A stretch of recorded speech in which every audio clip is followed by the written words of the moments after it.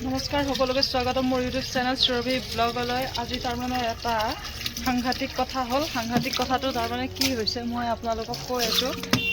তাৰমানে মই কালি এটা ভিডিঅ' দিছিলোঁ,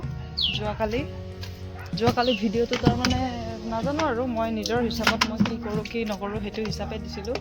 কিন্তু তাৰমানে কেনেকৈ জানো মোৰ হেৰি হৈ গ'ল। মই এতিয়া পানী ভৰাই আছোঁ, এই কলটোত পানী নোলায়, খৰালি দিম, সেইকাৰণে তাৰমানে পানীখিনি ধৰি লৈছোঁ। কাষৰে খুৰীহঁতৰ পৰা পানীখিনি লওঁ মই। তাৰপিছতে আৰু কালি তাৰমানে ভিডিঅ'টো দিলোঁ। ভিডিঅ'টো কেনেকৈ কি হ'ল কি নহ'ল মই গম নাপাওঁ, নিজে গম নাপালোঁ। মই খালি কিবাকিবি কৈছিলোঁ আৰু টিপছ দিছিলোঁ সেইটোৰ ওপৰত। তাৰপিছতে আৰু আপোনালোকে যোনে যোনে চাইছে তেওঁলোকে গম পাবই ভিডিঅ'টোত কি দিছিলোঁ। কপিৰাইট লাগি গ'ল ভিডিঅ'টো, সেইকাৰণে তাৰমানে মই ডিলিট কৰিব লগা হ'ল। ৰাতি আপলোড কৰি দিছিলোঁ, পিছবেলা আপলোড কৰিছিলোঁ।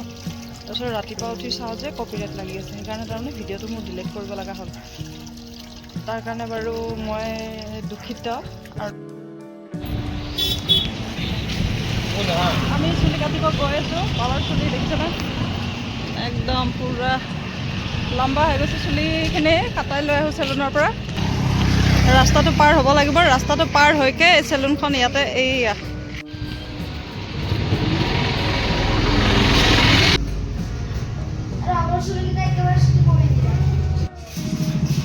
বাবাই চুলি কাটিব বহি গ'ল, এতিয়া ময়ো বহি থাকোঁ, চাই থাকোঁ।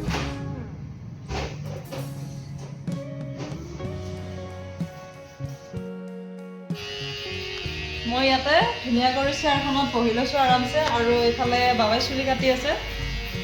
ধুনীয়া চুলি কাটিব জানে। নামটো কোৱাচোন তোমাৰ? চানি খান। চুলি ধুনীয়া কাটিব জানে, বেলেগ বেলেগ ষ্টাইলত, আৰু লেডিছৰো চুলি কাটিব জানে বোলে। তাৰমানে ময়ো ভাবিছোঁ কাটিম কোনোবা দিনাখনে আহি কিনে ইয়াতে। চব ডিজাইনৰ চুলি কাটিব জানে, ল'ৰা মানুহৰো জানে আৰু ছোৱালী মানুহৰো জানে। ভাল কাটে চুলি। মই আমাৰ বাবাৰ চুলি ইয়াতে কাটা সদায়, বেলেগত নাযাওঁ আৰু। কালি এক্সাম আছে, সেইকাৰণে ইমান দিনে ঘৰত থাকিলে চুলিখিনি দীঘল হৈ গৈছে, ইয়াতে কাটাই ল'লোঁ। ওতে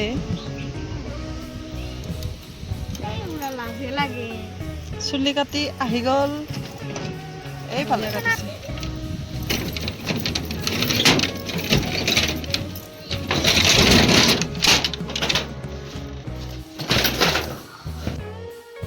চুলি কাটা হৈ গ'ল। এতিয়া মই কি কৰিম, দোকানতে বহি থাকিম। সদায় যেনেকৈ দোকানত বহি থাকোঁ সন্ধিয়া হ'লে, সেনেকৈ আজি দোকানতে বহি থাকিম।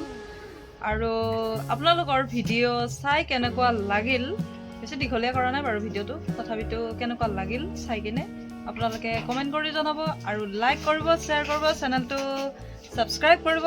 আজিলৈ আহোঁ, বাই বাই।